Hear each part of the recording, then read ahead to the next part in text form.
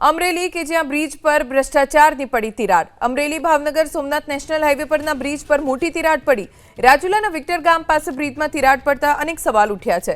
Bridge પર મોટી તિરાડ પડતા વાહન ચાલકો માટે જોખમ। વારંવાર બ્રિજમાં ભ્રષ્ટાચારની તિરાડો પડે છે। લોકોમાં પણ આક્રોશ છે। થોડા સમય અગાઉ રાજુલાના હિંડોણા મજાદર ગામ નજીક તિરાડ પડી હતી। અગાઉ દાતડી ગામ પાસે બ્રિજ ઉપર તિરાડ પડી હતી। એ દેખાડે છે કે બ્રિજ બનાવવાની કામગીરીમાં સદંતર ભ્રષ્ટાચાર થયો છે। સારા માલનો ઉપયોગ નથી થયો। પરિણામે જ્યારે બ્રિજ ઉપયોગમાં લેવામાં આવે છે તો આવી મોટી મોટી તિરાડો જોવા મળી રહી છે।